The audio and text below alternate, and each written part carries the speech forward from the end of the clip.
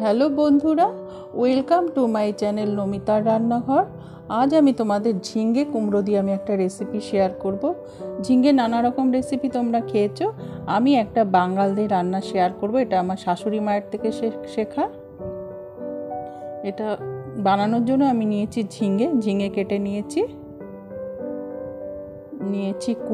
কুমড়ো কেটে নিয়েছি চিংড়ি মাছ নুন হলুদ মাখিয়ে নিয়েছি কাঁচা লঙ্কা, রাঁধুনি বাটা, জিরে বাটা, সর্ষের তেল, নুন, হলুদ, সাদা জিরে, শুকনো লঙ্কা আর তেজপাতা। আমি প্রথমে কড়াইয়ে তেল দিয়ে নিচ্ছি। চিংড়ি মাছগুলো প্রথমে আমি ভেজে নেব।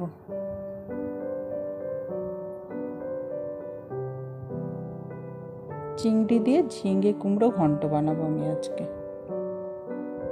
চিংড়ি মাছগুলো দেখো ভেজে নিয়েছি।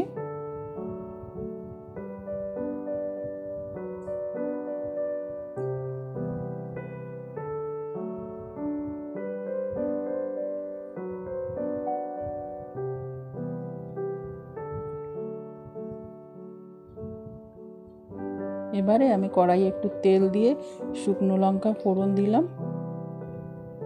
দিলাম সাদা জিরে। আমার একটু মিস হয়ে গেছে, এখানে তেজপাতাও ফোড়নে দিতে হবে, আমি এটা মিস করে গেছি, সরি। এবারে আমি কুমড়োগুলো আগে দিয়ে দেব।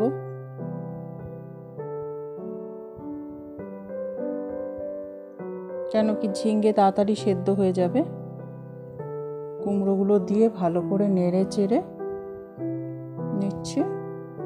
এবারে কুমড়ো আন্দাজে আমি যতটা কুমড়ো আছে সে আন্দাজে আমি নুন দিয়ে নিলাম, হাফ টিস্পুনের থেকে একটু কম দিয়েছি।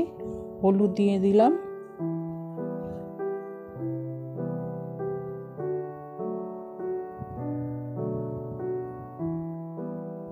এবারে জাস্ট 1 মিনিটের মতন এটা ঢেকে দিলাম, বেশিক্ষণ ঢাকবো না। এবারে একটু নেড়ে চেড়ে নিলাম, কুমড়োগুলো হালকা সেদ্ধ হয়েছে। এবারে আমি ঝিঙেটা দিয়ে দেবো। ঝিঙেটা থেকে জল বেরোবে, যদিও আমি ঝিঙে গোটা ভালো করে ধুয়ে কেটেছি, তাও ঝিঙে থেকে তো জল বেরোবেই। এবারে ভালো করে কুমড়োর সাথে মিক্স করে নেব।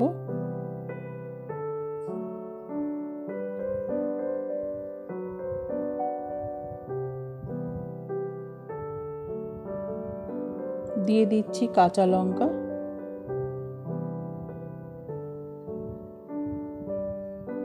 ভালো করে নেড়ে চেড়ে নিচ্ছি।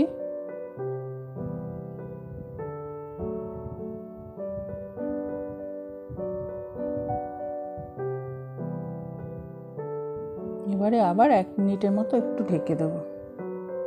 দেখো ঝিঙে থেকে কিরকম জল বেরিয়ে এসছে। এবারে ভালো করে নাড়াচাড়া করে নিচ্ছি।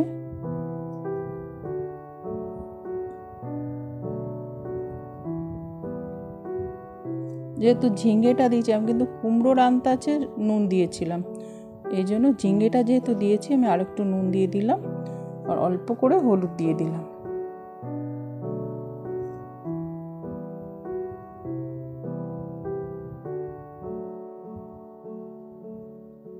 আগে থেকে দেইনি, কেন কি তাহলে নুন বেশি হয়ে যাবে, ঝিঙে তো একদম মজে কম হয়ে যায়। এবারে আমি ভাজা চিংড়ি মাছটা এর মধ্যে দিয়ে ভালো করে মিশিয়ে নিচ্ছি, ভালো করে কষিয়ে নিচ্ছি। ভালো করে কষে গেছে তরকারিটা। এবার আমি এর মধ্যে দিয়ে দিলাম রাঁধুনি বাটা আর জিরে বাটা। এগুলো 1 টিস্পুন করে আমি ইউজ করেছি। এটা একদম যখন হয়ে আসবে লাস্টেই দিতে হবে, তাহলে একটা সুন্দর স্মেল আসবে।